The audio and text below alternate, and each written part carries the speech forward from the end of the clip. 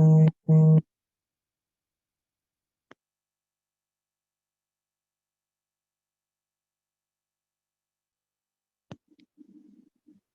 عليكم. السلام عليكم.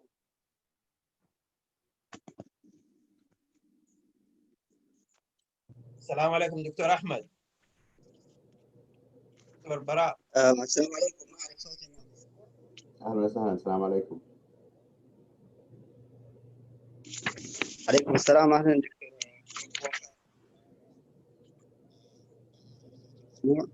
براء أنت الهوست.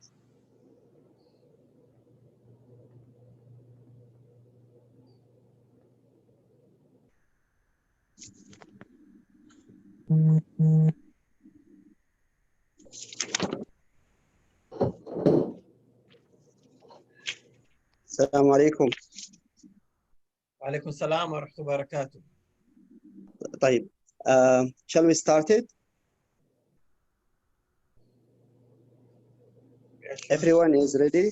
So I would like to welcome you all for the second day of the simulation week, which is part of the Saudi Society simulation of healthcare activities.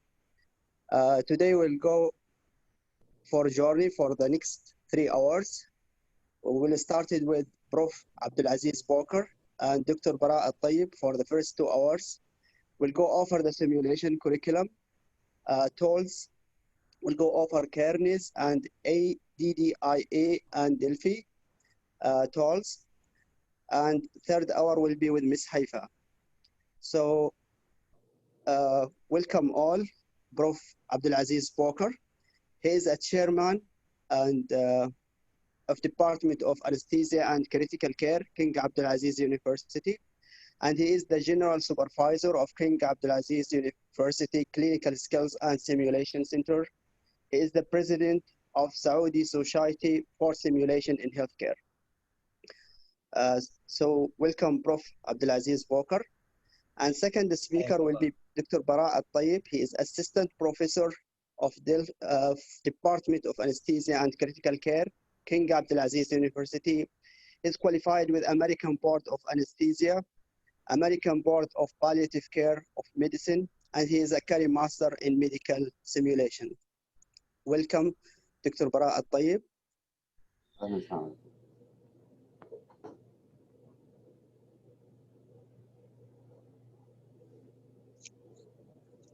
So if you can start it. Okay. Assalamu alaikum. Can you hear me? Yeah. Okay. Assalamu alaikum, ahlan everyone.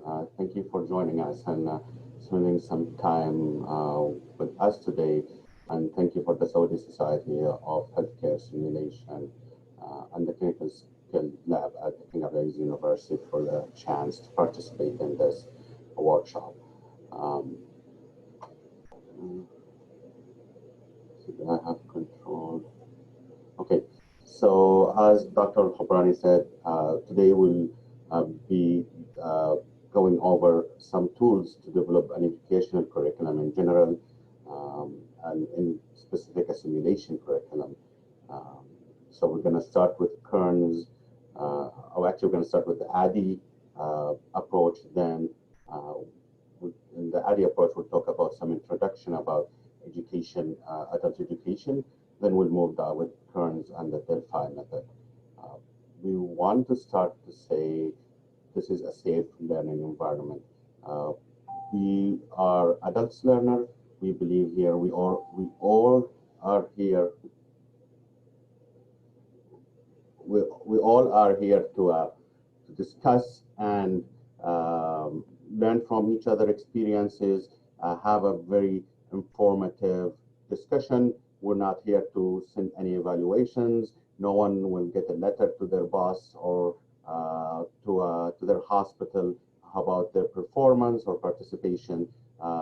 No question here is a wrong question. Ask all the question you want, and then you can also reach to us afterwards. So feel safe. We know that you choose these 2 hours from your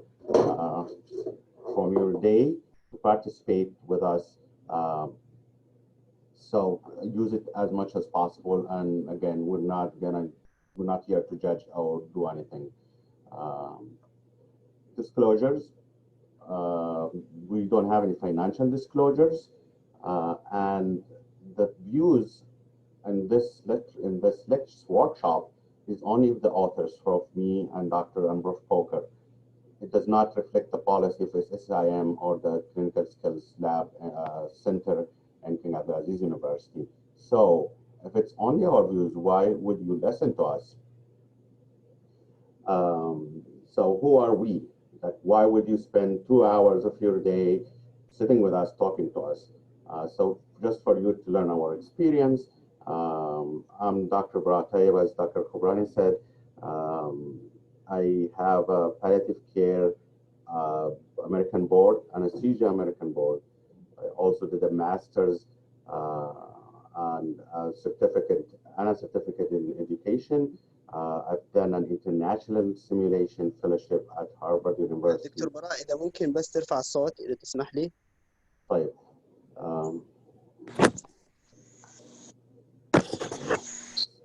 So I have done an international simulation. كده أفضل؟ لسه شوي إذا ممكن. طيب خلينا نشوف كيف. إذا تقرب المايك أو شيء. So I have done an international simulation fellowship at Harvard University, and also I have done an advanced simulation fellowship at the Veterans Affairs System in the United States. So I have some experience to help in this. Dr. Boker is غني عن التعريف, but I will give him a few minutes to introduce himself, and maybe I will try to work on my microphone until then. Thank you very much, Dr. Ahmed and Dr. Ahmed Al-Khabrani and Dr. Baraa for the nice introductions. As I was introduced, I think I was honored to be invited to be a part of this workshop for the coming 2 hours or so. And I think from the last few years working in the field of simulation in terms of, or education in general, I think this topic is very, very important because it doesn't matter how many years you're working on this or how many projects you've been in, you always learn new ways of designing and getting out a best product. I've worked for department level, college level, national, and now we're working on international curriculums. And I find a learning opportunity every time we design new products or new curricula for the new subset. And I think having, like anything in life, you could do things in a certain way, but having a program, and that's especially very important when it comes to accreditation. When you have your program applying for accreditation, a very commonly asked question, in addition to the impact, is how did you sign up, or how did you come up with the curriculum? And I have to tell you the truth. Many times it's very difficult to answer that question. And I find these techniques that we'll be discussing today are very useful, because that will provide means to help you get practical results, provide answer to the accreditation, and also helpful for your consultation projects. If you consulted in anywhere, you really have to go over these models in order to answer.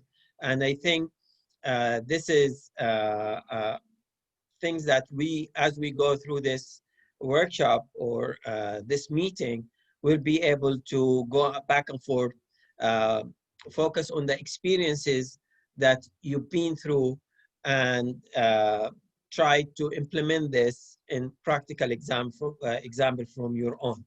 So as I said, I've been doing this for quite some time, but it amazes me how much an interesting the new development and the new application of these tools in different contexts. And I look forward to work with Dr.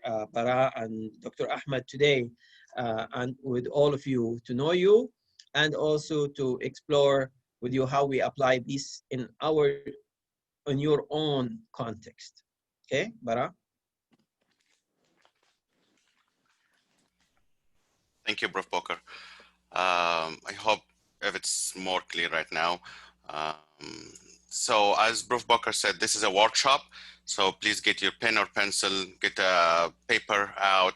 We're gonna ask you a few times to write in the chat what like a few answers, and we'll make it. We want it to be very interactive. The more you put in, the more we will get. Everyone will get from it, from the discussion. So please share as much as possible. Once we if this is finished, if you have any more questions, we have our contact information toward the end to help with. You can reach us, and I'm always happy to help.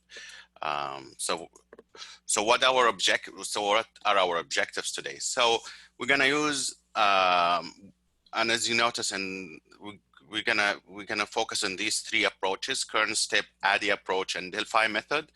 And we're applying, we're using, and we're synthesizing. So again, we're not looking for knowledge. We're gonna look for application. So please, if you still didn't get your pen and pencil out, or maybe nowadays you have an iPad or something to work with us, please get ready.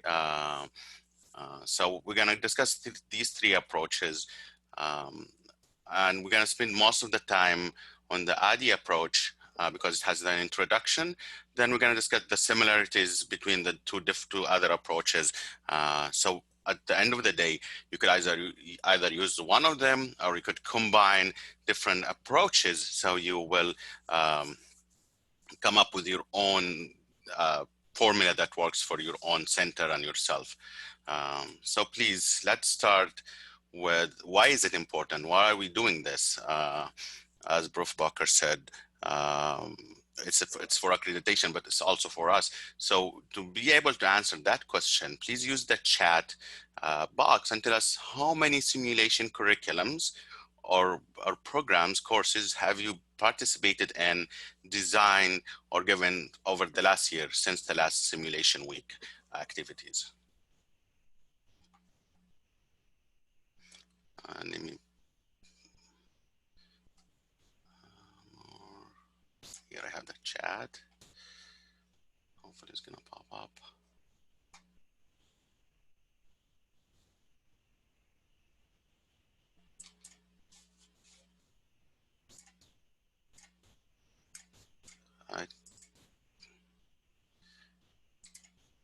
I can't see the chat.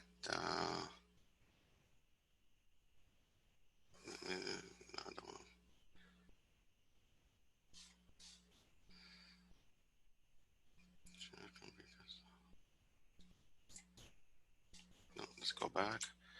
I'm just trying to get to the chat window. Okay, I got the chat. So I see people say 2 curriculums, 3 curriculums. So over the last year, only 2 or 3 curriculums have you done simulation in or participated as an instructor? I see 2 or 3, that's a couple of answers. Another 2 or 3, 0, 0. So that's good. So that's where you need to be, because hopefully after this lecture, you're gonna start doing more. And once you do more, you're gonna use these steps that are really important for us to guide you and guide your learners what to do. So thank you for those who shared, and hopefully we get more sharing with the next questions.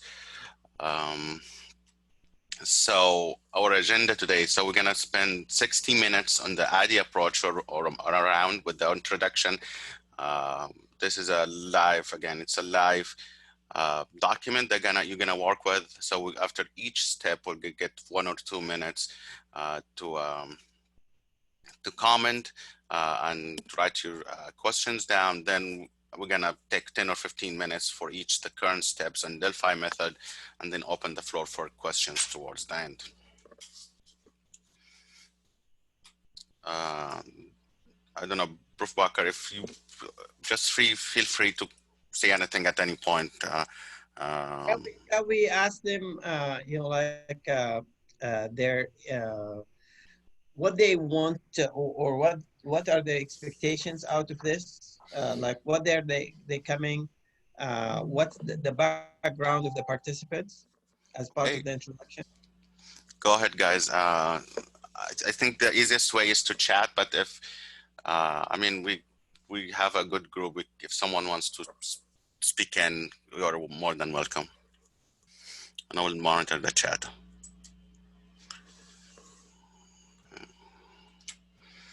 We would like you to tell us your experience, where you work, and what you want to get out of this workshop. I mean, what are the questions that you have in your mind you want answered?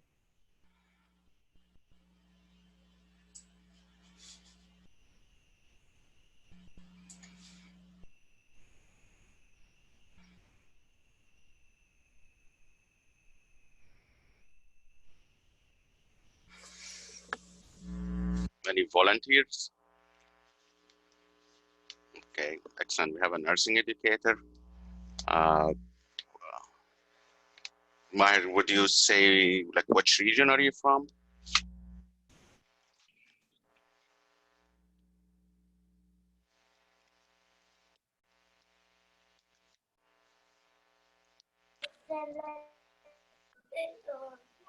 Okay, from the Lamal Hospital in Jeddah. Thank you, Mahir. Sure.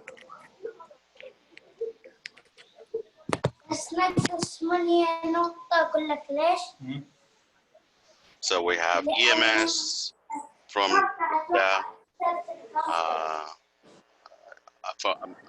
It's not from Jeddah, but EMS wants to know the difference between regular education and using simulation. That's an excellent question Prof. Boker likes to answer. We also have East Jeddah Hospital. Mr. Hassan is asking what is needed to start a simulation in your clinical practice. And he's an anesthesia PC, MCHS. Prof. Boker, I know we're not really talking about the difference between clinical simulation and regular education, but do you want to just give a few words about the difference between education and simulation before we move into curriculums and in more details?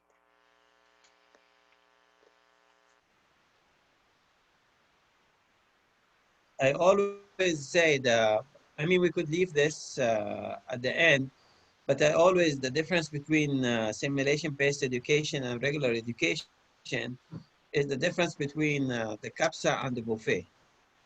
In regular education, you teach everybody the same. As we will discuss in the coming slide, other learners are different. So when you do simulation, different people will have different learning. So people will have very interesting new learning experience.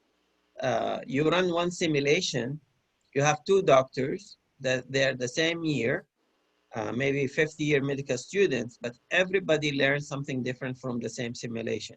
So like that's what I call it's like a buffet. It's open buffet. Everybody learn different, and everybody get something different from the same simulation. Everybody have his own learning need, and then the simulation, which make it more interesting than than the usual training or the usual medical education.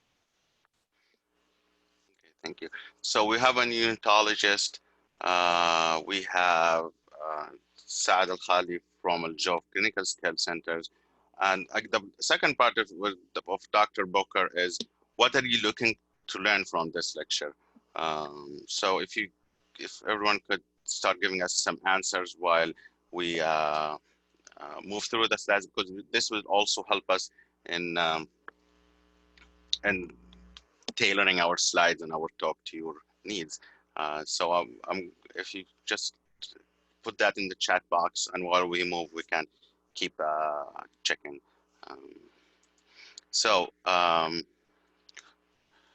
I have a great answer about someone who wants to learn how to do simulation. So we'll touch on this. So let's start with a small introduction. So why is this important? Again,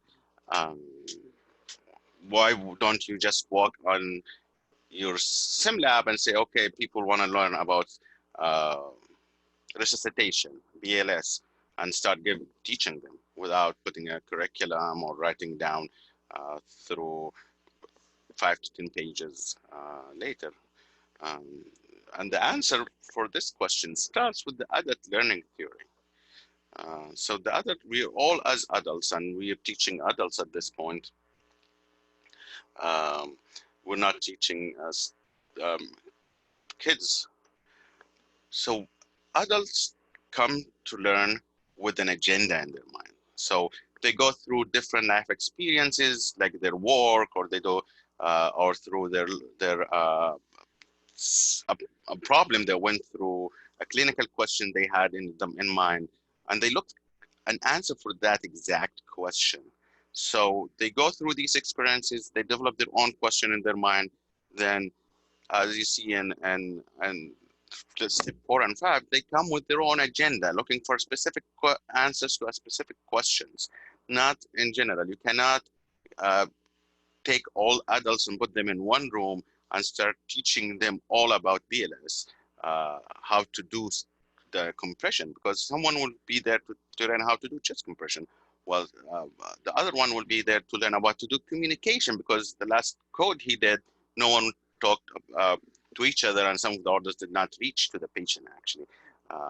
While the third one would want to talk more about filling the paperwork. So everyone has different agendas, and when you write, as we see in the different steps we're gonna come up with, we're gonna try to see what they want to learn and give it to them. Otherwise, everybody, especially nowadays, will be on their phone, on Twitter, or playing a game. So we want to maximize the benefit and the time, because your time, your center time, your learner time is important. So again, it's like the buffet. You want to tailor what you get to your learners, not the other way around. So let me see, because I have shared screen, but okay. كبر العرض. I'm not sure if you can, guys, if you see this clearly, but they have it full screen, so I can't change the setting with that. So again, your learners want something, you give them something. Let's say this question, again, put this in a more simple question. I am hungry. Your adult learners are coming hungry for knowledge. They want to eat knowledge to their brain hungry. So let's simulate this with food. Look, let's ask this question. What do you want for dinner tonight? Again, not necessarily what you get, because sometimes you can't control what is going to be really cooked in your kitchen or you're going to get for dinner, but what do you want for dinner tonight? Let's get some answers and see. The question is dinner tonight. Give me your best wishes. Like, what do you really want for dinner tonight?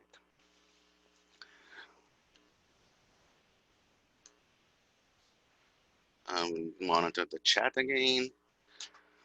keep have to going on and out for the chat.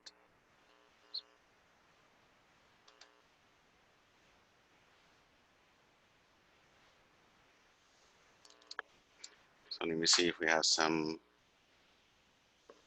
happy answers. Okay, fast food, cereal, ايش sushi. السيريه؟ لازم يعرف السيريه هذا. Yeah, طيب. Please عصام عرف السيرة. Define the سيرة. Pizza, pizza, 2 pizzas, Italian food, sushi, pizza, seafood. I hope it's not, maybe pizza, it's like, I hope it's 2 different dishes, not seafood on pizza. African food in Mecca and Jeddah. Good definition, Assam. Seafood, pizza. So,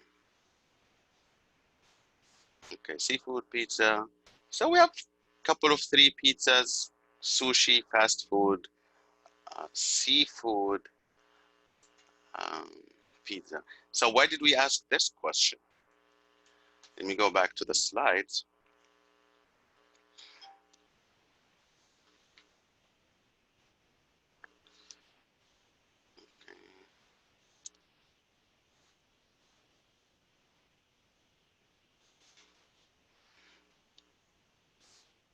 So why we're doing, why do we ask this question? Because that's what your learners do. When they see a flyer about your course,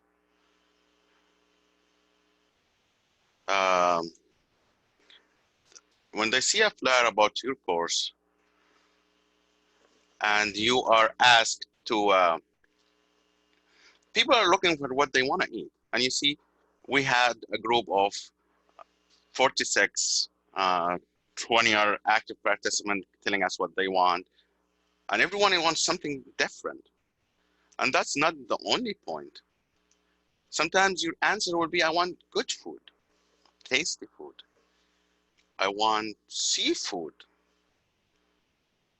Okay, what type of seafood? You see?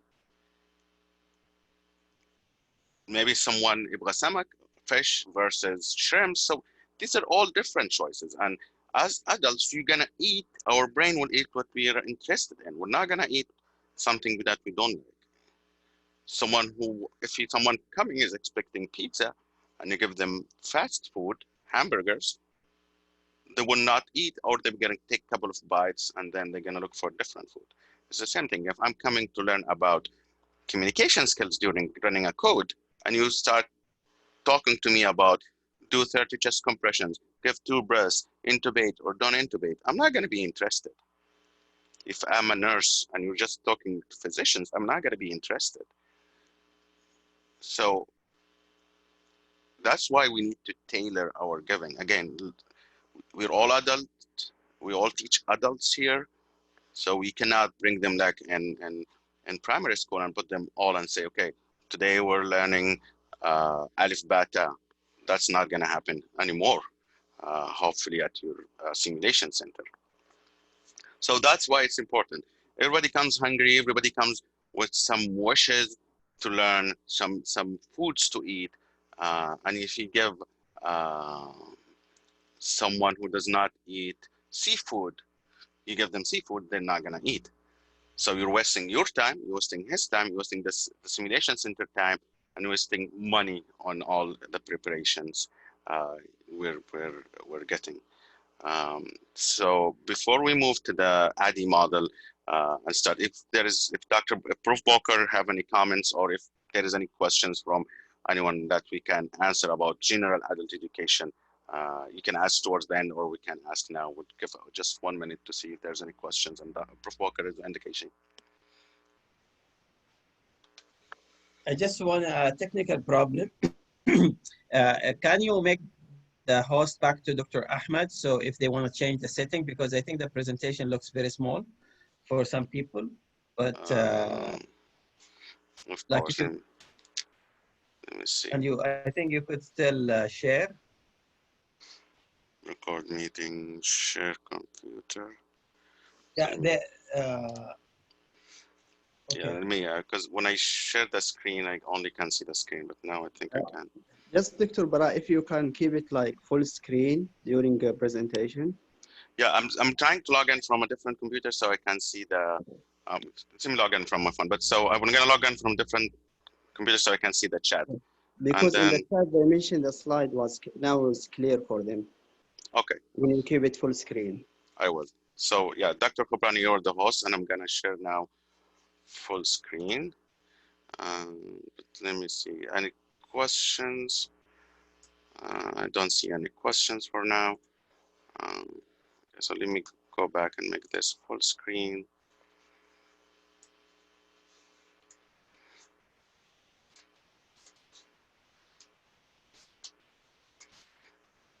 Okay, this is full screen. I'm gonna move this down.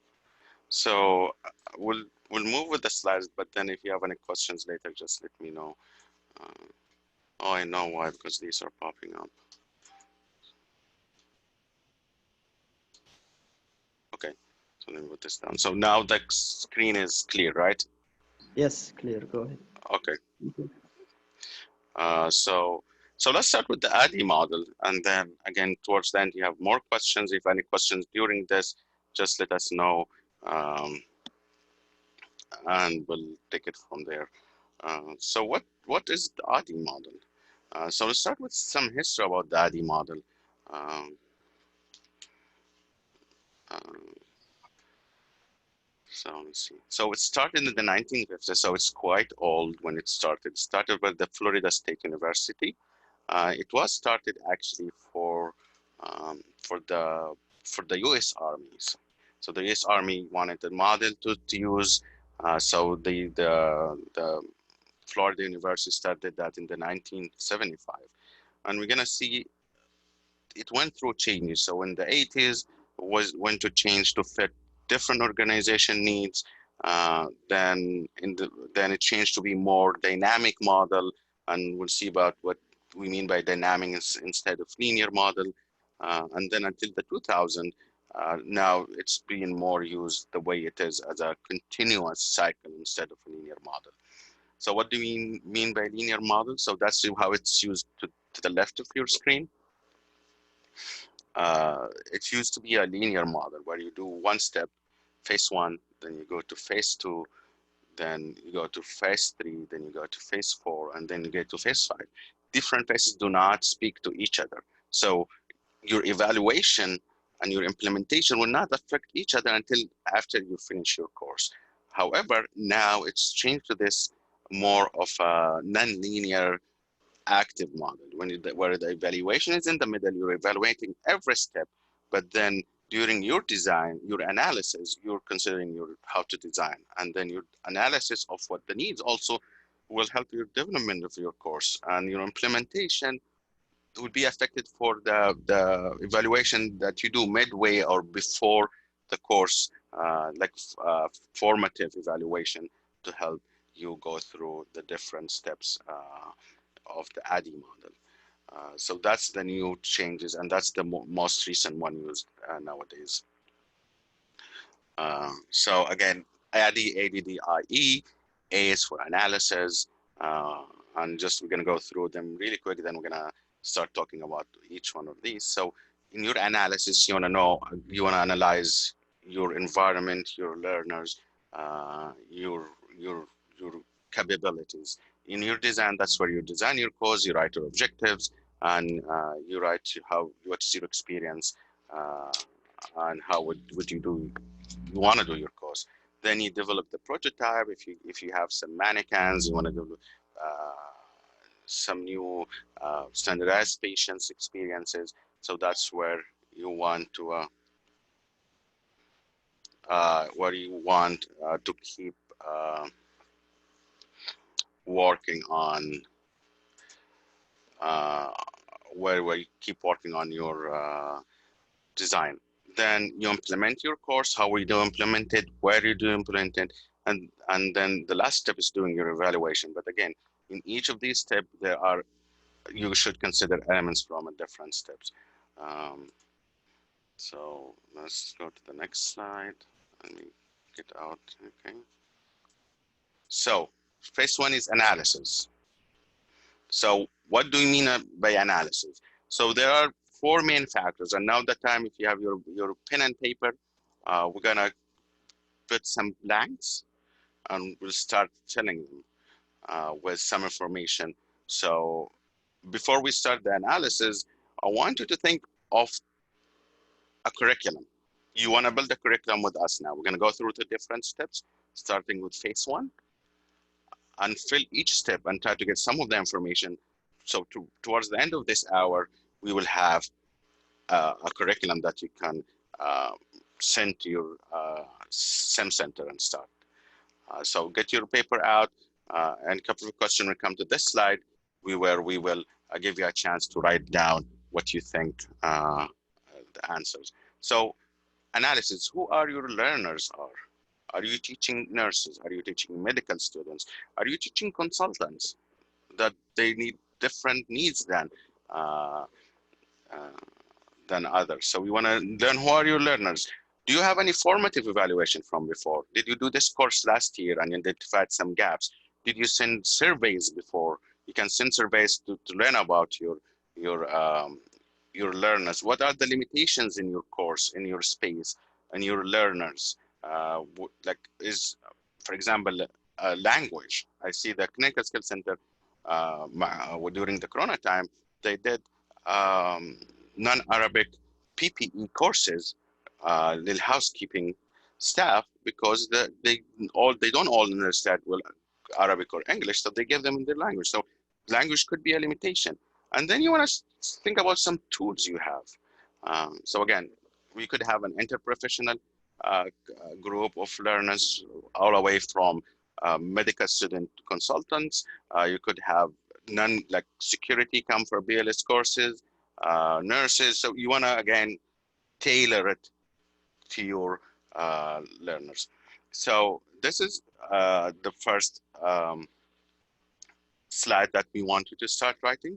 So imagine the course you want um, and start writing for us. Who is your audience in this course? And do you have any formative evaluation or a way you assess gaps in their knowledge? كان مطلاب سنة خامسة and when they're fourth year they took an exam maybe. And what do you want your audience to learn? It's just all in this step in the analysis, it's not the full objective, just simple words like keywords, what do you want them to learn? And what are the limitations could you make addressing these gaps challenging? So we'll take 1 or 2 minutes to fill these. And if you have any question, if you want to share us in the chat, as we're gonna keep going through this, and your feedback will help us again tailor this to your needs as an adult learner.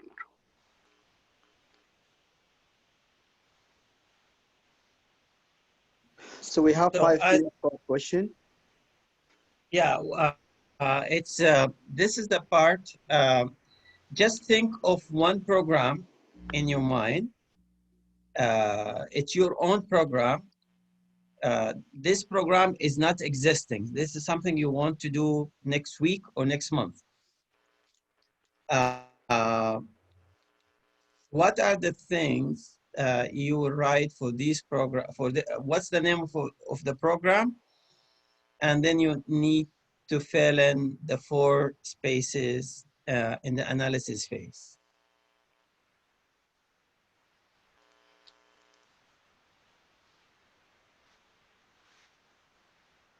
And if you have questions, you want certain answer from Prof. Boker or from me to clarify, you can ask now or you can ask towards the end, whatever helps you, because we're gonna keep building on each step. So we'll get another half a minute of silence so we can write and then we'll move.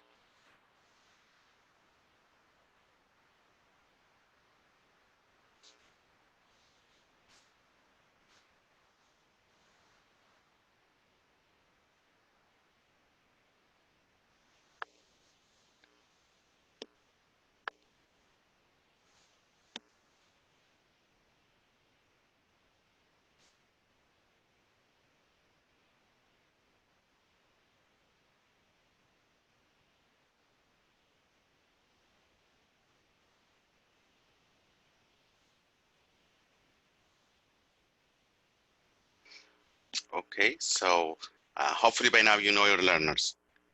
You know who is coming, what group is coming, and what do you want to teach them. Because that's, again, we're gonna affect our next step. So phase 2, you're gonna start designing. So we'll start with how to write a smart objectives. And Prof. Boker will go through these slides, but just as today after the presentation, go look into different courses and see if these objectives that's down are smart objectives. Okay, so someone wrote that they need a little bit more time to write, so let's go back to step 1, keep writing what you need to write.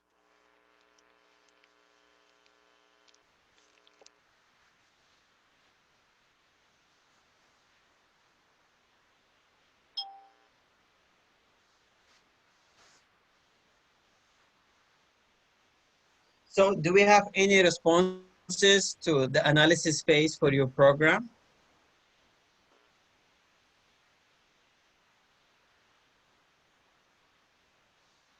You can write or put your mic on and talk to us. Anyone who want to talk, he can raise hand, and so I can keep him unmute.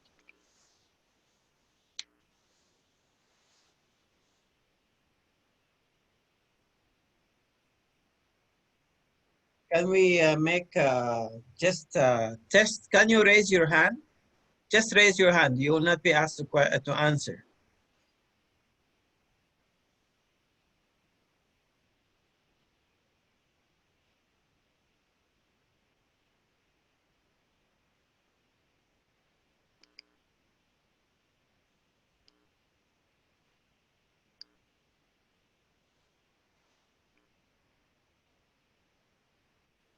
So we have 4 hands up. So somebody's asking, where can I raise my hand?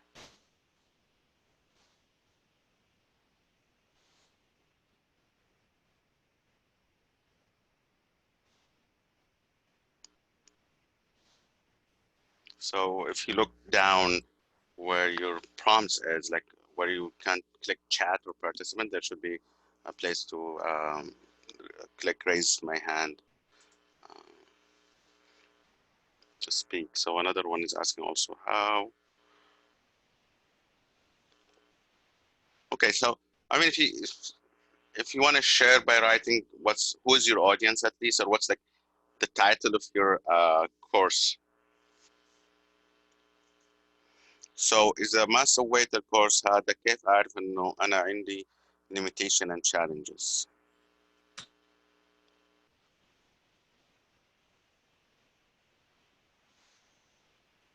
18722, yes, you can share.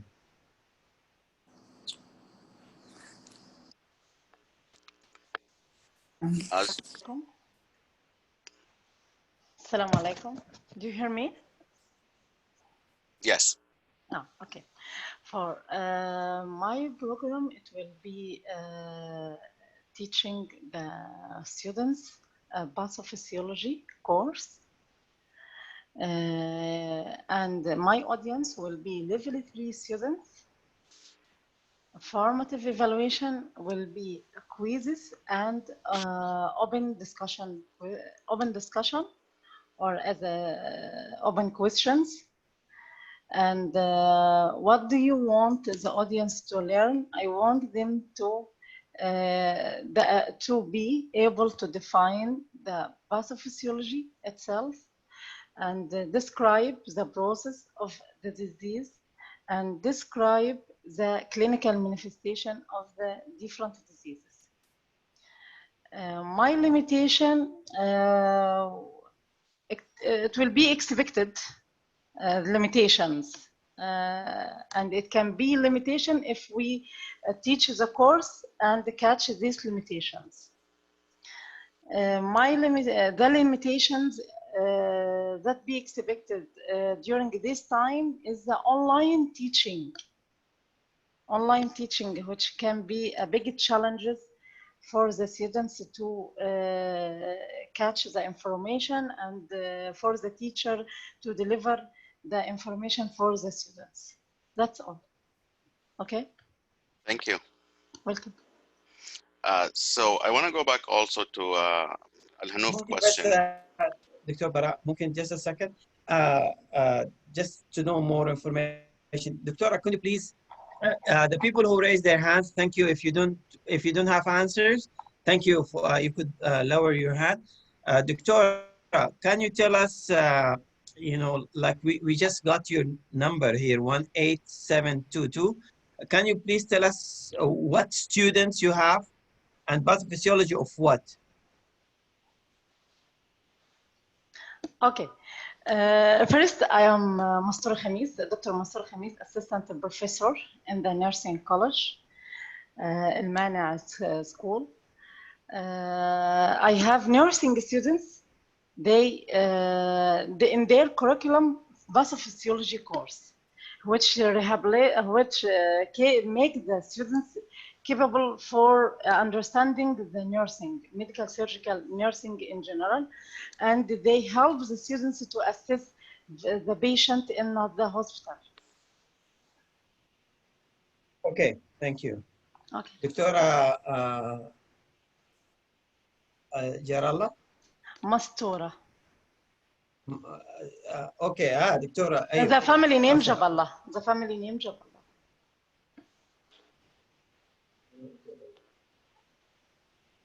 Okay, shukran. We will answer you. We will comment on this, and we also we have raised hand from J. Alala. السلام عليكم دكتورة جبارة. أهلا وسهلا دكتورة جبارة. Just like the course was I was thinking about it is neonatal difficult airway, whose the audience is a specialized neonatal fellow, physician who's practicing in the neonatal ICU. What informative evaluation you will done as gathered knowledge, send an email, MCQs, clinical cases to be answered before the course. So just to know about their knowledge and the gap in their knowledge. What is the into the learner? So the difficulties or the limitation maybe how to because the course will be about learning or teaching them how to use approach to difficult airway, including, for example, video laryngoscopy. The limitation is how their skills in using the video laryngoscopy. I think that would be one of the limitation. I could face it in their skill of using. So this is basically about what I'm thinking. So, Doctor, your learners are residents or no, neonatal fellows, like fellows. special. Yeah. Okay. Thank you. Okay. So, any comments from the audience about those two projects? I think these are very important things to keep in mind. And as Dr. Baraa will go into the next section, we'll visit some of these things. So it's very important to write who are your audience. In these two cases, the students or the fellows are very good example because you have a very focused group in mind in both cases. The formative evaluation you've done to assess the gaps in knowledge, I've heard the same thing from the two, is that you will do the easy one of knowledge shortage. But remember here, you are talking more about skills and you want more about simulation training. So you're more about performance. So just remember part of the assessment for formative evaluation, because if you want them to just have the information, you could just plan the curriculum with no simulation. So you could, if it's just knowledge, and your formative evaluation have no technical aspect to it, then you might well not need simulations. As Dr. Baraa said in the start, maybe you want to design online course, knowledge, but if there is something practical, you want also in the evaluation phase of this phase is to look for some appropriate level of assessment of that gap or skill knowledge, you know, like, because this is what you are aim. What you want them to learn, I think this will be covered. I've heard from the both examples, and you know, like, okay, when you write your objectives, you need to write it to match. Of course, the aim here is not simulation. The aim here is to design program that could be solved and address the real problem. So, and as Dr. Mastura said and Dr. Jubara said, you want skills. If you want skills, you want them to learn skills. You want them to not only have the information, but able to perform better. We want to teach them as a nursing student or fellows and senior residents in pediatric intensive care. When they go into practice, they're ready to face difficult cases and to apply the skills that are related to pathophysiology of diseases. So you want to focus on your planning of the curriculum into the basic, intermediate, and advanced skills, technical and and cognitive skills, like teamwork, decision-making, other things. What limitations that make, of course, space. Now, is it a problem that we have a COVID and online? I think it's a good thing and a bad thing. As you've seen with the guidelines, now there is a reduction in exposure to patients. So I think simulation could answer of these challenges very well.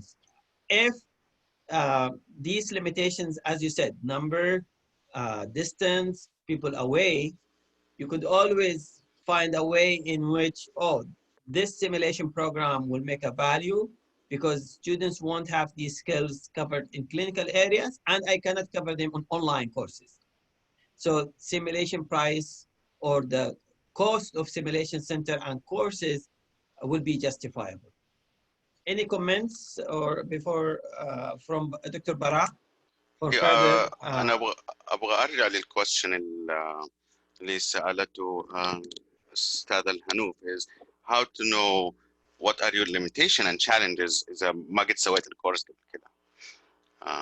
So just an answer, you could do a formative evaluation.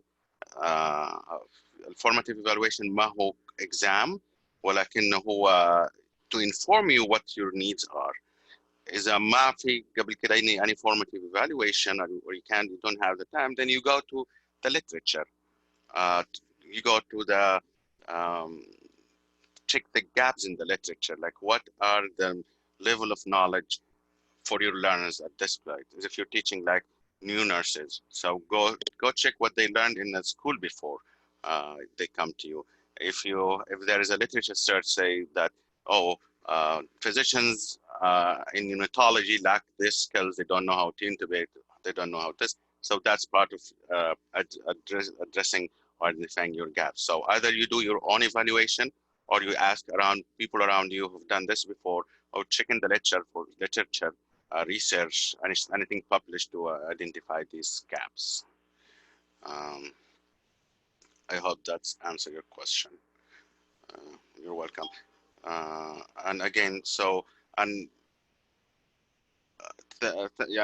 again, your gaps sometimes you don't realize them until you're doing the course. And as example for me today, and Dr. Mastura said, as online teaching, إلى الآن أنا في أشياء ما كنت أعرفها، ما كنت أعرف كيف أطلع الشات, so I needed another computer. So these are some of the gaps that will be, even if you do your maximum analysis, you'll still have some gaps. So it's a good way to identify the big gaps before you start your presentation, so you don't get, or your teaching, so you don't get into some of these issues. Just since the smaller the issues during the administration, the less you have to do, and that's some part of how these overlap. If no other comments, I think we should move to the next phase. There is a comment here from in the chat, Isam, healthcare workers, it's a very wide, gaps, CPR, form, and feedback. So that's the way that they will identify gaps.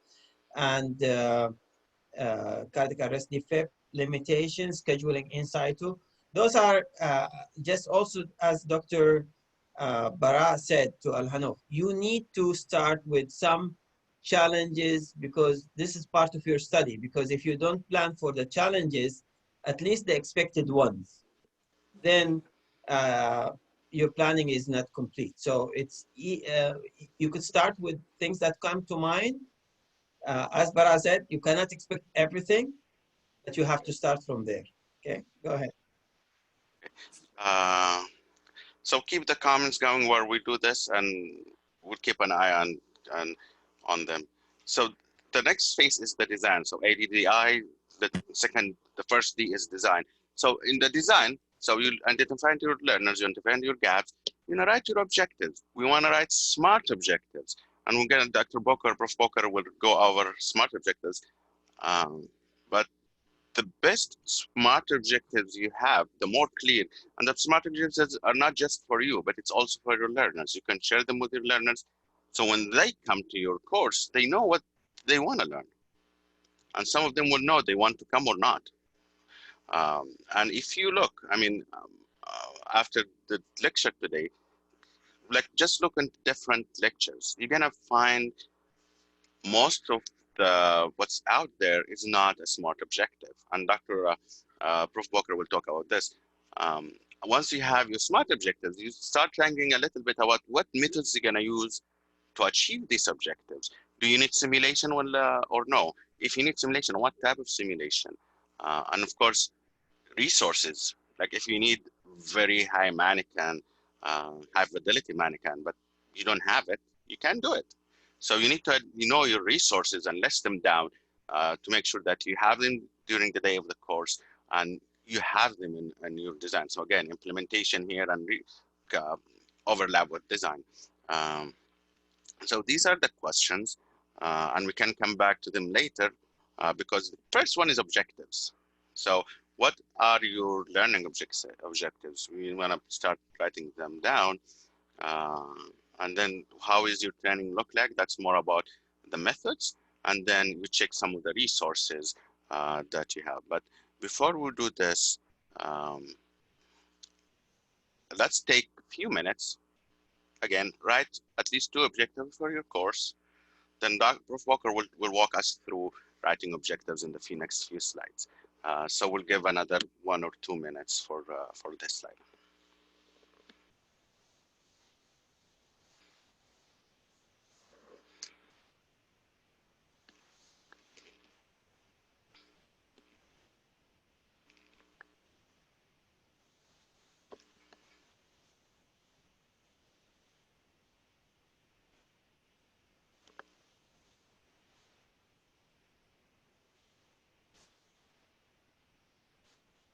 And please, if you have your objectives, you want to share them on the chat and then we can start talking about them.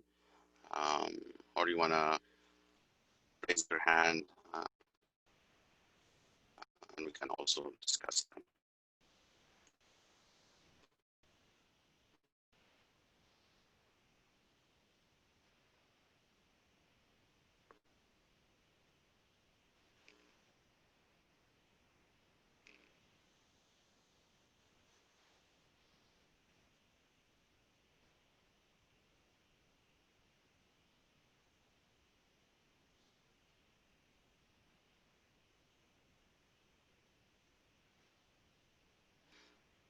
Okay, I believe this is Dr. Mistura, shared one.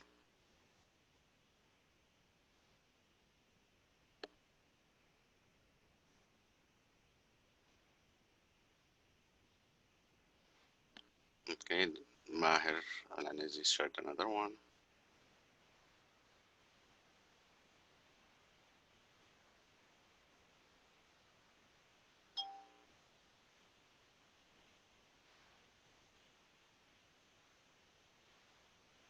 So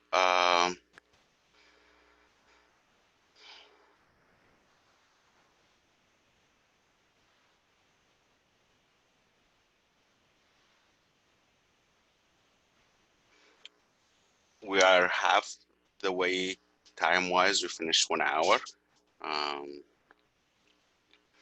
So while you think about our objective, maybe we can take also I don't know, Dr. Ahmed Al-Kubrani, we want to give a small break if someone wants a bio break or something.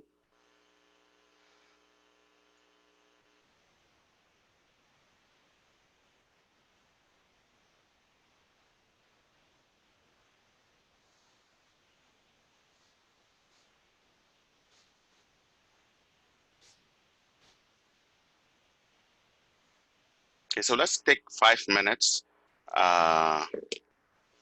5 to 6 minutes. So we'll come back around 7:06. Sorry, I'm not 7. 2:06 p.m. 2:07 p.m. and resume this. For whoever is not doesn't need the break, they can write their objectives and we can comment on them in a little bit. But so let's take 5 to 6 minutes break, then we can come back. So this is the most important thing, part of the workshop is to write your objectives. And I think we'll take this 10 minutes so you could take a break and also write in the discussion the objectives of your course using the SMART objectives. Thank you.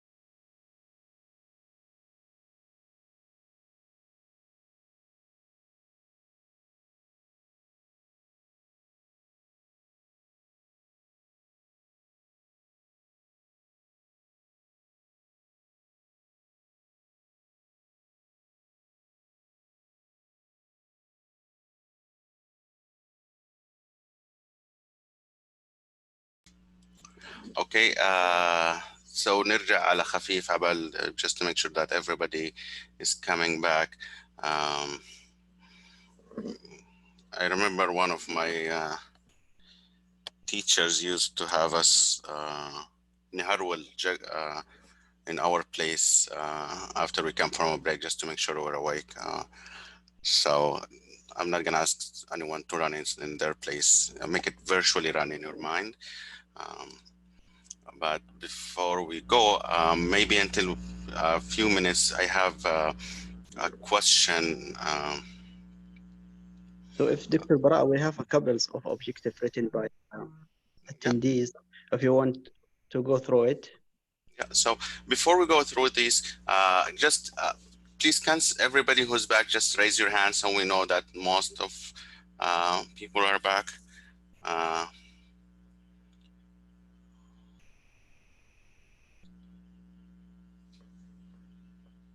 Okay, we have.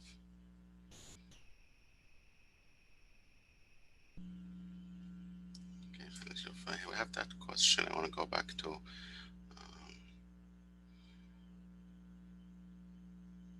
Okay, so we have I'm back, and we have some raised his hand.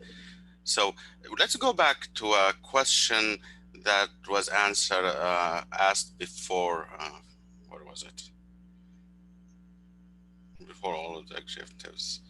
Can I design the assessment tool by myself or should be taken from literature?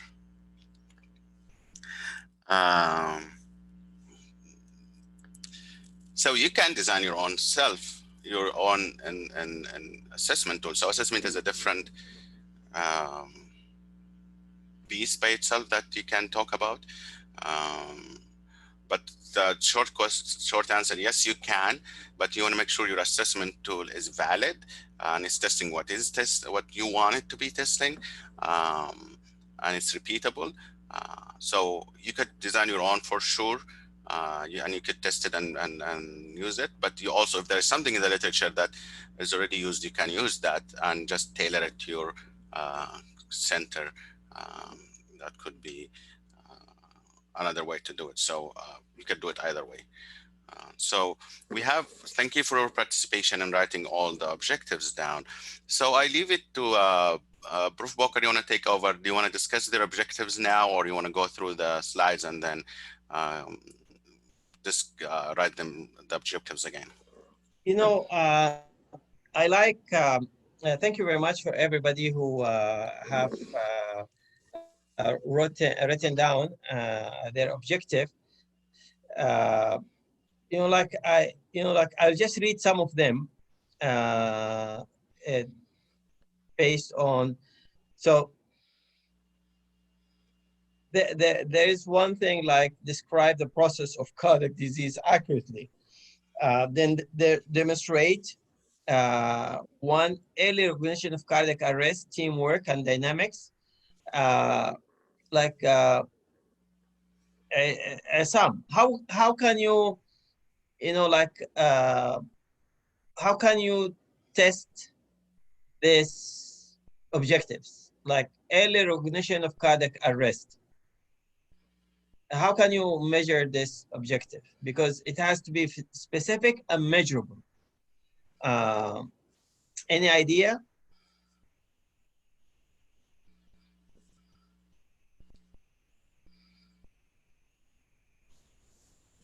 So just remember, if you put a sum from the onset of cardiac arrest. Cardiac arrest to activate. So the objectives that you wrote initially, can you think of how you write the objective to obtain your goal? Because here, early recognition of cardiac arrest, the missing thing in the objective is the verb. There is no verb.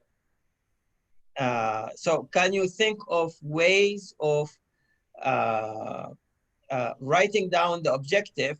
Think about it. We'll come back to that question And I would like everybody to look down, to decide when to intubate a patient at the scene.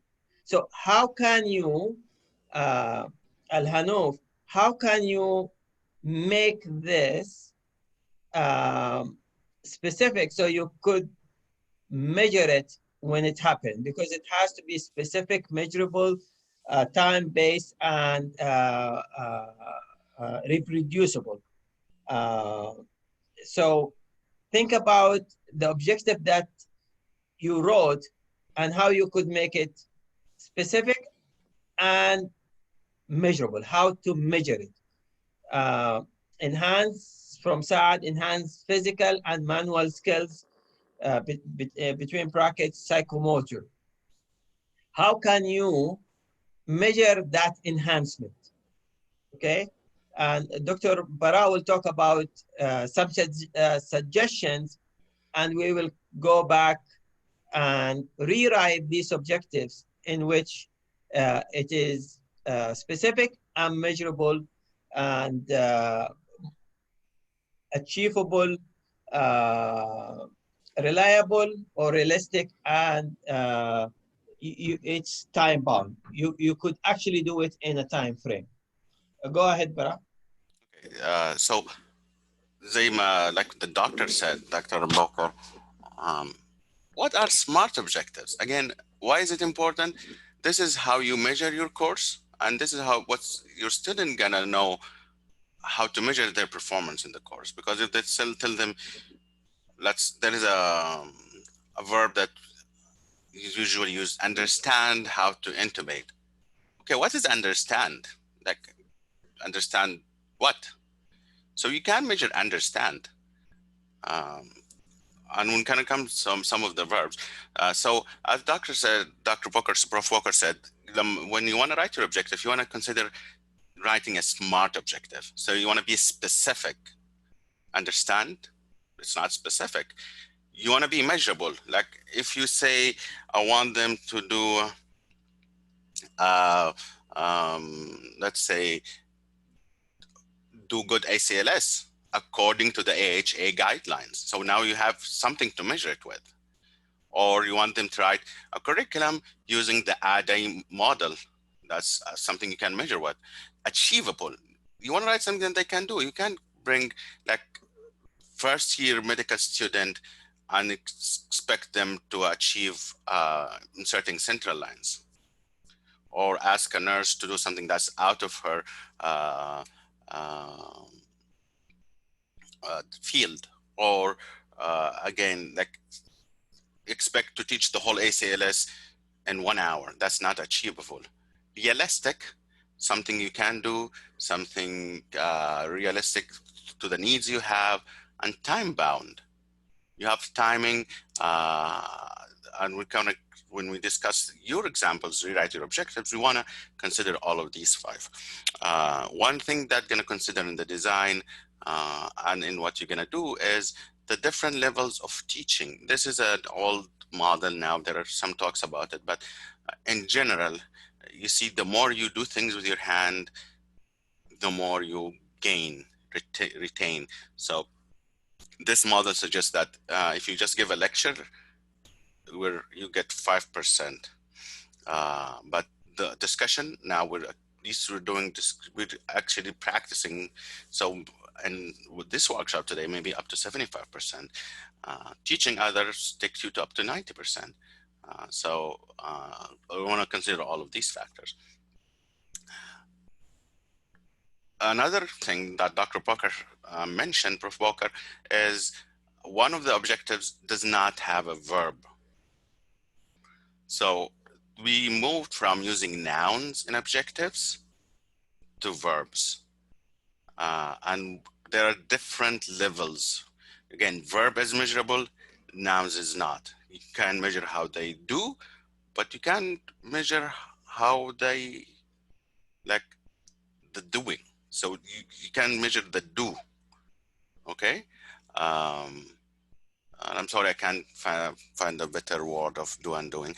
But so, and these are the different levels. So do you want them to remember?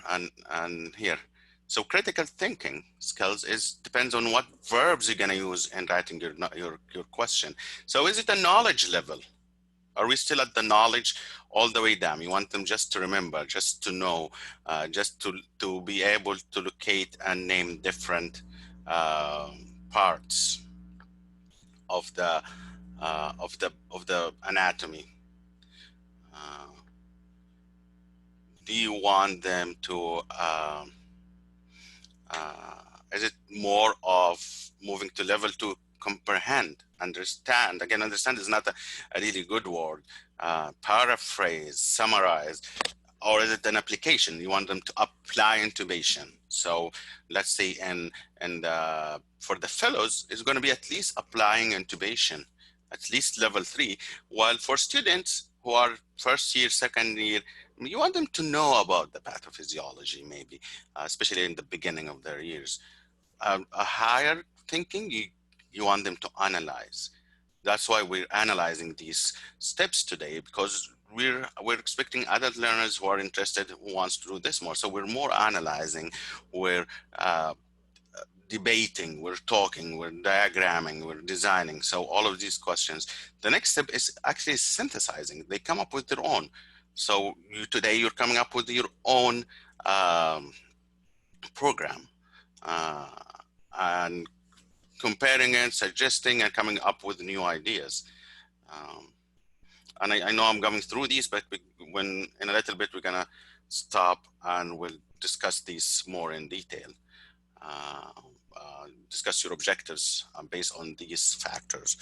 And the last step that's for the mastery. So you're evaluating others, you're judging the way that does. So like you're examining, you're evaluating someone who is intubating, for example. So these different levels, you want to ask your questions when you write your objectives. If you write for a medical student, you expect him to evaluate. Is not going to be as easy if as medical student, maybe towards the first or second level. These, sorry, these look small. I'm not sure if I can make them big. But so again, there is a list of verbs that comes with different levels. I think this should be bigger. I'm not sure if you guys can see it. But these are just examples. And the idea is to go between remembering or just maybe something towards more of a didactic lecture to more, the last level is creating, analyzing, coming up with their own. So depending on your learner's level and on what course you're giving, you should choose the appropriate verb. And again, it's a verb, not a noun. We can measure it and think about SMART, S-M-A-R-T. So let me go back. So let's go back to your SMART objectives. Now rewrite them. Make it SMART, S-M-A-R-T. And I can go back to that slide. Let me go back to that slide, and maybe I'm just going to keep that slide and you can look at it while you're rewriting your objectives. And then we'll go back to Prof. Boker. We'll discuss some of these objectives. Again, objectives is most important steps. And if you go out, you're going to find not most, I was saying a big percentage of courses does not have SMART objectives. So again, few minutes, rewrite your question, and Prof. Boker will start discussing them in a few minutes. Thank you, Baraa. I want you to please, just for clarity, please copy the previous objective that you put before and write under it the new objective. So both will appear together. So the previous, everybody who wrote an objective before, just go for that, copy it, come again, paste it in the chat, and write the new objective. So we will see both objectives. You have 5 minutes for this. So we will give you time so you could write and this is very important for completing the course. Ms. Reem, she already wrote this objective, but please go write down the first objective. You could take it on a chat box or outside and then put the previous one and the new one together in one chat. Thank you. We have 5 minutes for this.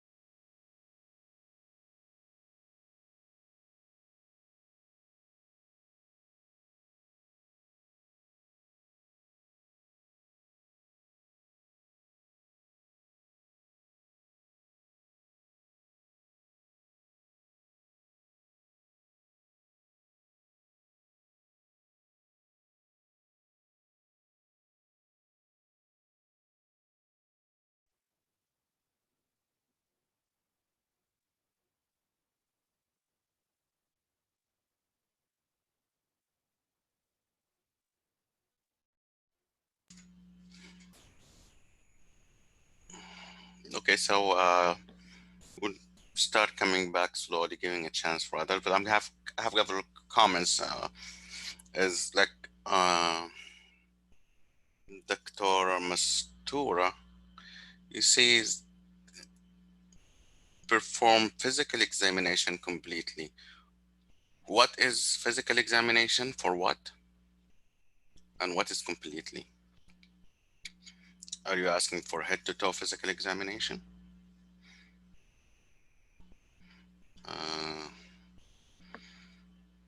Then also there is one from before, some Mingal using Saad Al-Khaldi. Using is not a verb. Use is the verb.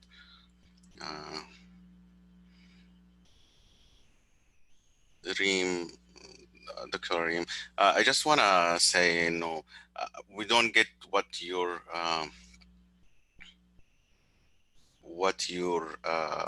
title is. Like, so ما حفظ الألقاب للجميع، ما نشوف من هو دكتور من professor who's a nurse. So ما حفظ الألقاب للجميع.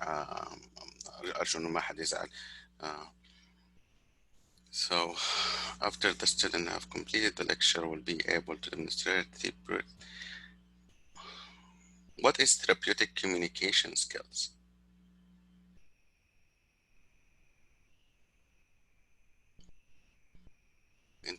Interpret monitoring applied to the different body systems. What body systems? You're going to teach the whole monitoring of the whole body in one course. So if you can, I'm just giving these small hints. If you want to just add to your objectives, and Prof. Boker will come in a little bit and help us. By the end of this course, staff will be skillful in conducting normal delivery.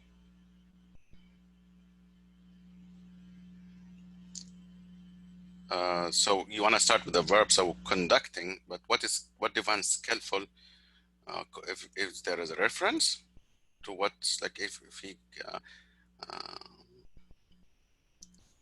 a way to do it. So Prof. Boker, if you want to take over. So as you could see in the feedback we're getting, you know, like as Dr. Baraa mentioned before, what you need to do is go back to Bloom taxonomy verbs. And as I saw here, many of you have already put the time frame, the appropriate time frame. Is it an hour? Is it a term? Is it a 2-hour session?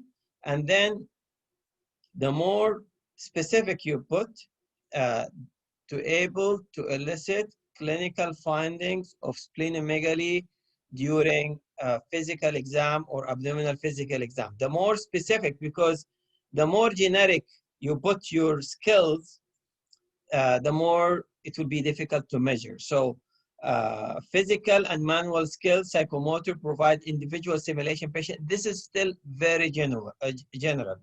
A way that I would put this, enhance physical, manual skills, psychomotor for what?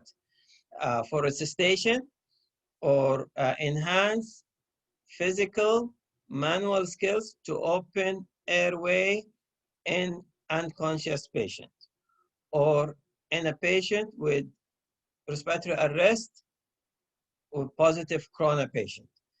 So the more you specific, so here, or using appropriate doffing or donning or doffing during preparation for patient for COVID.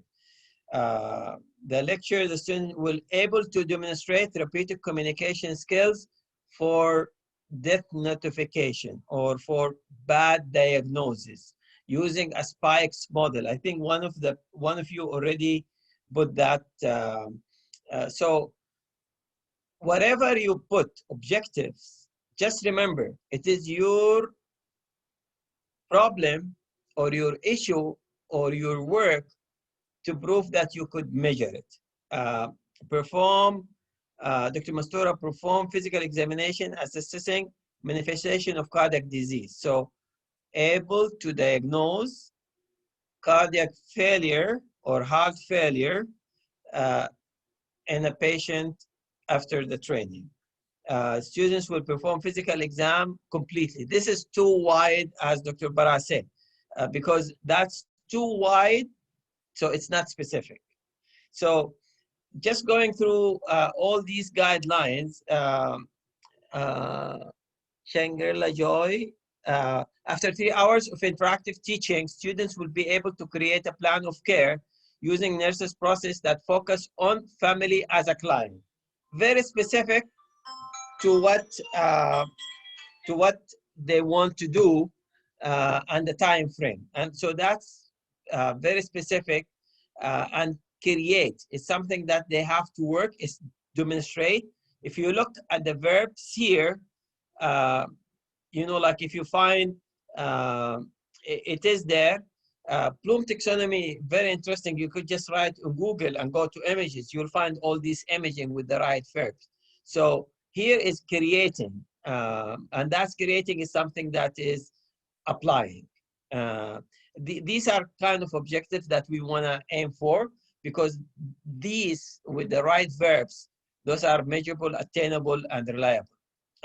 Would be easy to measure, okay, for you, because once you put it in the program, then people will say, okay, prove it, and then you need to have means to prove it by right skill list, competency test, global rating, detail like OSCE or OSPI, practical demonstration techniques. Baraa? Any comments or questions? Anybody have a questions or comments on the response to your feedback? If it's clear, please raise your hand.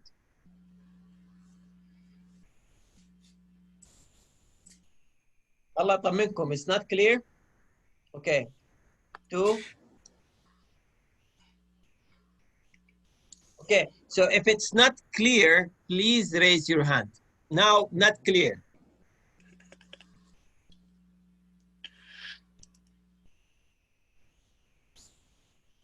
But maybe another test. If you are here, please raise your hand.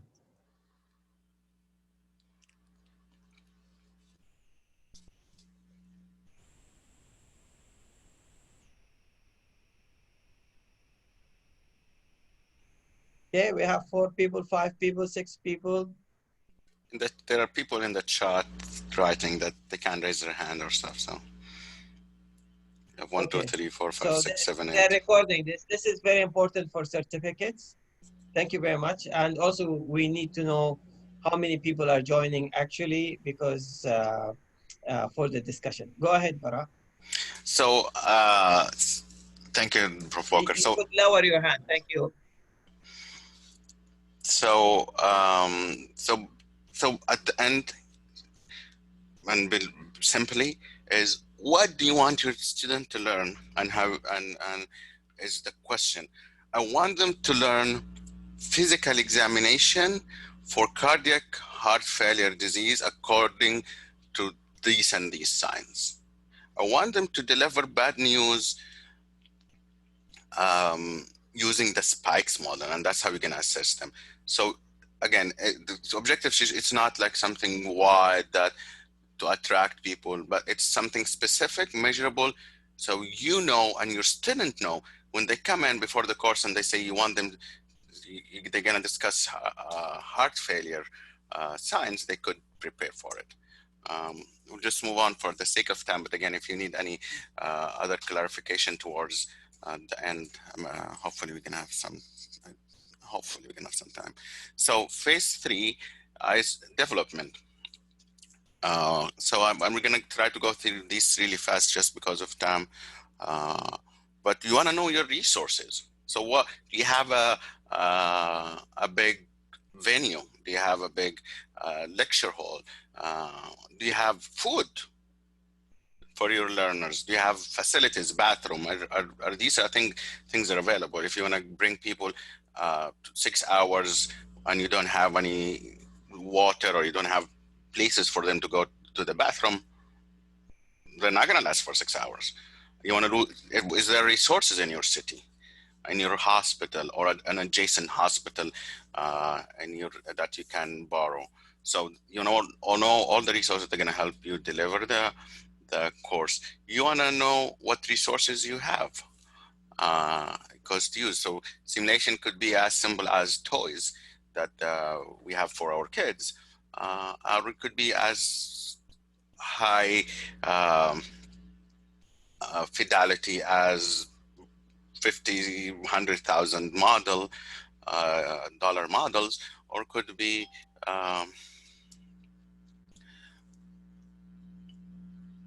or could be, again, depending on what you need, and what you have, you're gonna design. It's not up to you. Sometimes you want to do things, but you don't have the model for it. So who are your teachers? This is part of your designing. Do you have people who are proficient in healthcare, people who are proficient in intubation to teach intubation? It's not just the teachers, also supporting staff who will prepare the place for you. Is it going to be ready or not? So this is the development part, and we're going to take another minute. And if you have questions maybe about this part, you can ask it now. Just for the sake of time, we have around 20 minutes left. I have these templates. If anyone wants them, just email me. I will email it back to you. But so the first question, what materials do you need? What is your time agenda? And what might you need to accomplish the training above? So we'll take only 1 minute. And if you have any questions, maybe we can start answering them and look at the chat box. And Prof. Boker, if you wanna, if there's you could anything. just zoom in so they could see the boxes. You will receive this by email if you. Here you go.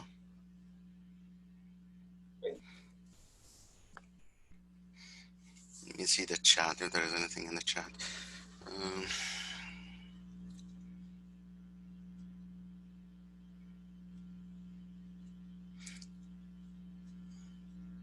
Okay, nothing really new on the chat. Dr. Baraa, if you can type your email so they can chat you for the... Yeah, so my email is in the last slide, but I will also add it in the chat now. So let's just move to the next step for the sake of time. So implementation, and this is we're getting more to doing, the step before the last. So you need to answer these questions before when, what, and where. So when are you going to own your courses? Let me go. So yeah, so this will help us too. Let me zoom in.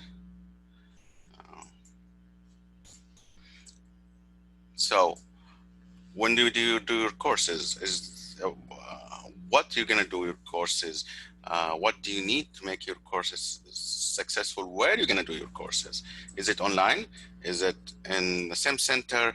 Is it in a lecture? So depending on your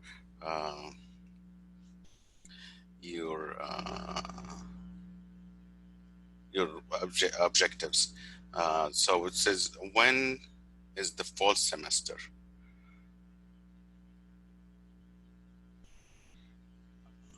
I put my email here, and it's in the chat, but it's also going to be at the last slide. I don't think we're going to. So, so when you want to, so the location goes as much as how hot or cold is your what's the temperature of your location? If it's an all-day course in a very warm place and your air conditioning is broken, your students will understand and do less that day. So we'll just move to evaluation. So evaluation is towards the end and in the middle. So what went good? What was bad? And what changes you need to make for the next time you do this? And this could be, again, evaluation is not 100%. So summative and formative evaluation are different. You could use formative evaluation throughout to improve your process. Like if you do one lecture and you get some feedback that the course or the lecture hall is not appropriate, or they don't have good sound equipment, AV, like ما في كمبيوترات كويسة, then you want to adjust these things for the next lecture. So these are some questions you ask yourself.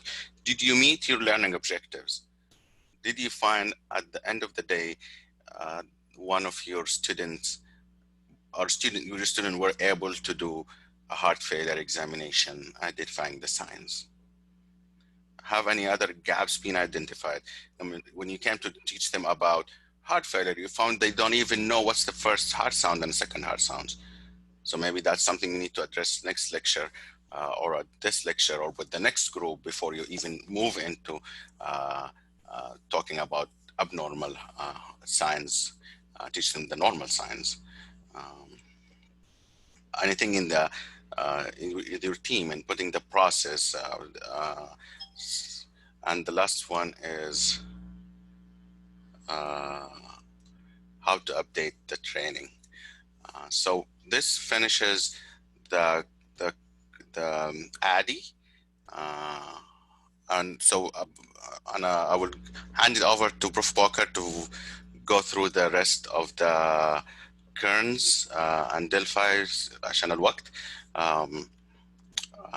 But we try to have some questions at the end.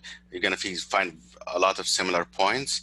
I'm sorry the time is not going to help us much. Prof. Boker, تفضل. يديك العافية. شكرا دكتور براء. I would like to ask if I could share my presentation, Dr. Ahmed and Dr. Troll.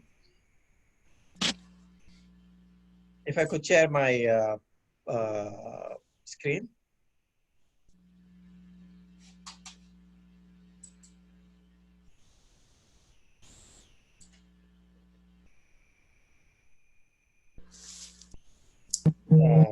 Okay. Your video is there. Thank you. Stop the video.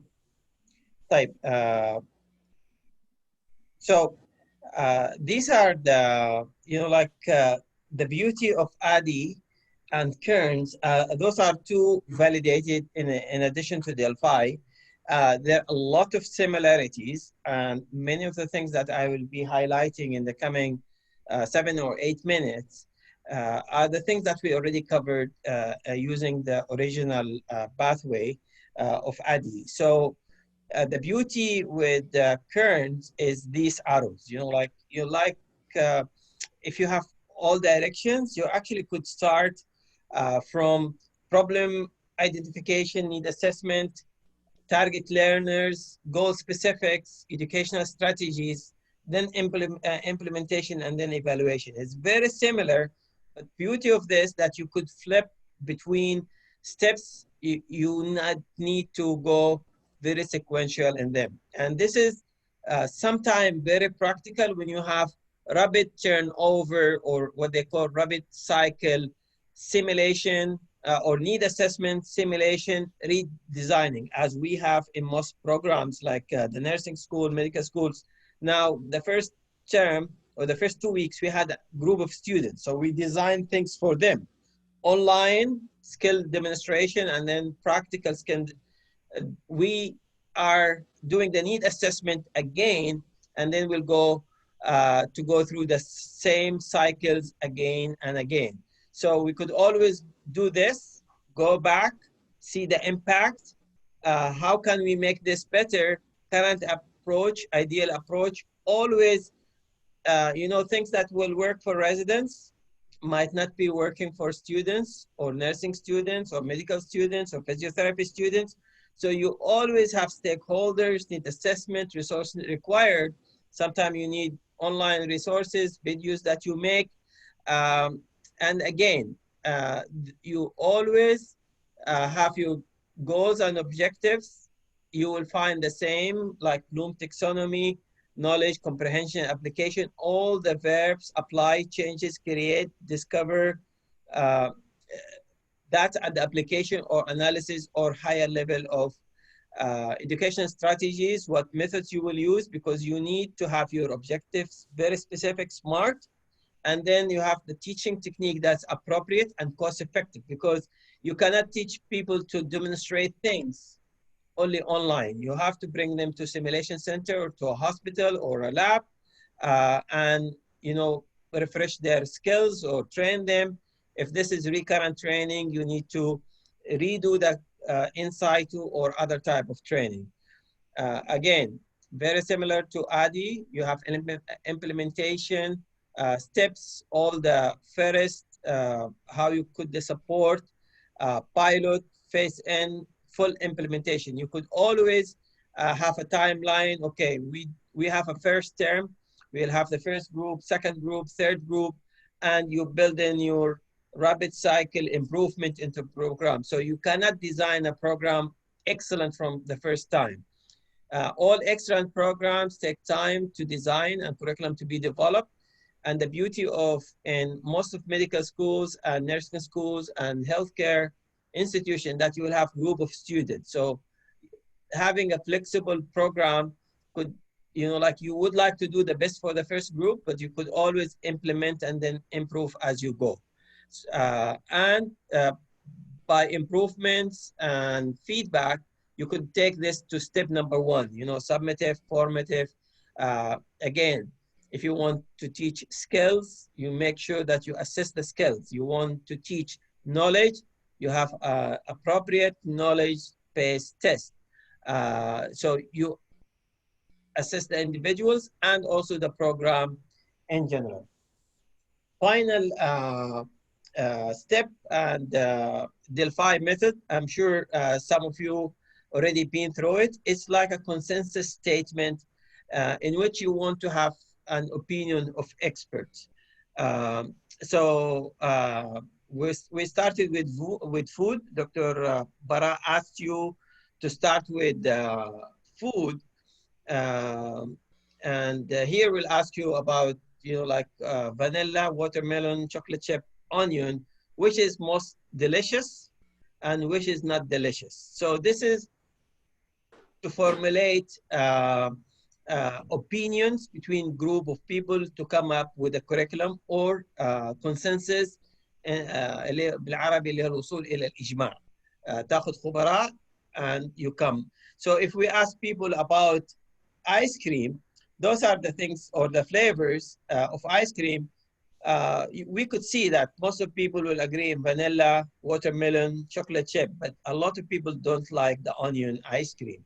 So we take this, it's an iterative process. So iterative process means it's one step, then we repeat with experts, and we don't need to have an evidence. So it's not very objective, it's very subjective, it depends on the, so facilitator, then we select the experts, and facilitator and experts look at these recommendation 3 times till they agree on the final report. For example, selection of experts, design questionnaire, choosing the consultation route, that's the preliminary phase. Then we go through exploratory phase, carrying out the consultation, successful statistical processing, feedback. Then we send in the material and try to reach to a consensus and having a system and reporting of the results. This is a detailed explanation for the Delphi.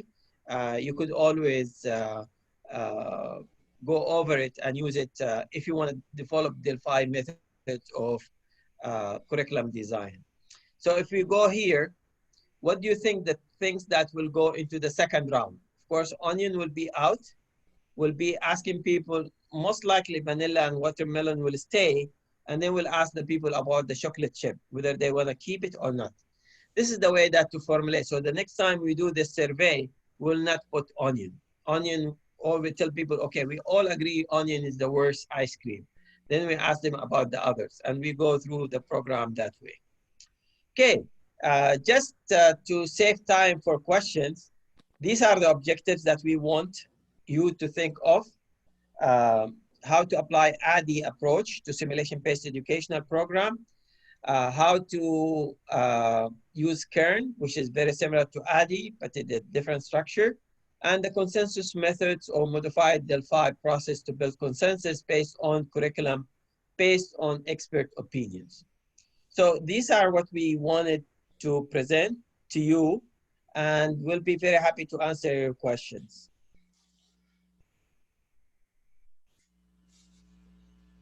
معلش يا بروف تحط اخر سلايد لانه في contact information اذا احد يبغى. Okay. So thank you very much. Can you allow me to share screen again?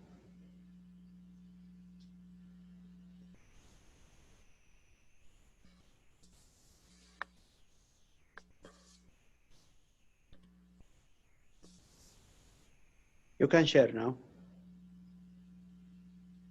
It's still not allowed.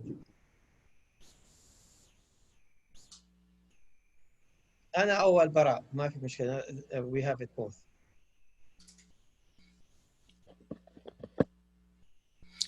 So until we put this up, maybe if there's any questions, we're just waiting for our contact information. If any questions later, but if there's any questions, you can put them in the chat. You want to ask us, and Dr. Al-Khabrani will help us in answering these questions.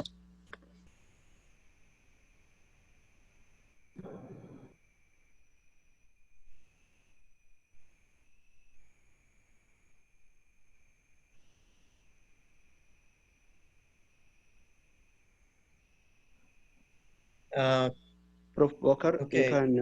you can share. Still the same message. The same message I'm getting.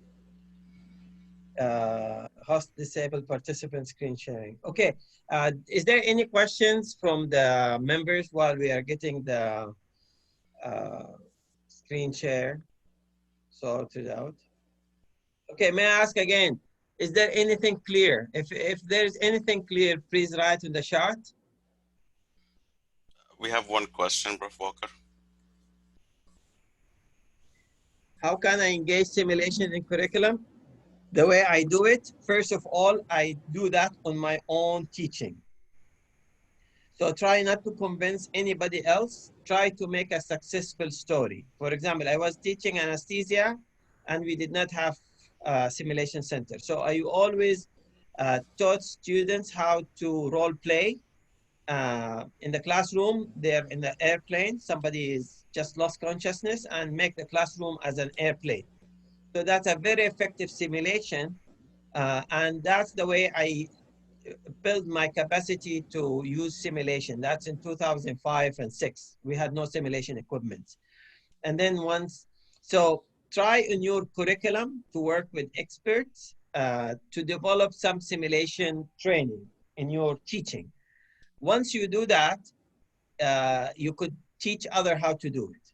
Did I answer your question, Dr. Mastura?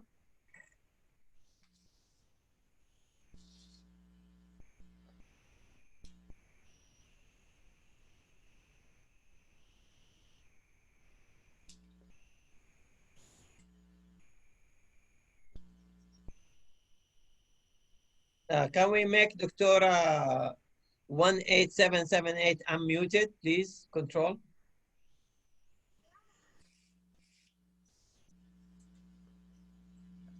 Yes, Dr. Abdulaziz. تفضلي. I want to engage the simulation as a learning strategy first and as an assessment process or an evaluation process in the curriculum to be formal or to be documented in the curriculum of the college. So the aim always, of course, I'm the president of the society, I'm the director of the simulation center. I like simulation, but I don't like the simulation more than education or teaching. So I want to make, for example, a better teaching and learning for the students. So first of all, I have to identify what do I want students to learn differently from simulation. So I need to have high level of objectives that I want my student to have. Yeah. Then I use simulation. So simulation is not the goal. Simulation is a mean. Yes. هو وسيلة وليس غرض. وليس هدف. Yes, I understand. So the most important thing is to develop the right objective. I want the student to be competent, to be able to. It's not to have the knowledge. If having the knowledge or being able to say things, so you could just do that in the classroom. But if you want to use simulation, you need to focus on, I want the students to be able to examine every patient, to assess acute abdominal distension, diagnose bowel obstruction. So you need to transfer your objective to that level. Okay. Thank you, Dr. Abdulaziz. We have a question, Prof. Boker. Is there any update in simulation to be applied in anesthesia curriculum? I think simulation and other areas, like I know the American College of Anesthesiologists, together with tech companies, are developing online simulation module for crisis management in a virtual environment. Tonight, during the webinar at 7 o'clock, we'll be discussing the use of EPA, entrustable professional activities in many specialties, including anesthesia and CYPER patients. I think the coming few years will be, especially with the advance in technology, will be an explosion of technique and technology in all fields, anesthesia and others, using technologies, virtual simulation, and hand-on simulation technologies. These are our contacts. I will just leave this page. So now, by the end of the time for presentation, I would like to thank Prof. Abdulaziz Boker and Dr. Baraa Tayeb for their very interesting and interactive workshop, and for all the attendees for the lectures and workshop. And you have the contact of our faculties, Prof. Boker and Baraa Tayeb. You can email them if you need anything. And I would like to remind you for joining us for the second lectures by Ms. Haifa, which will be immediately after this one. Thank you, everyone. Thank you, Dr. Ahmed, and thank you, Dr. Baraa. Looking forward for a successful week. Thanks for the hosting. Thank you all for coming and your time.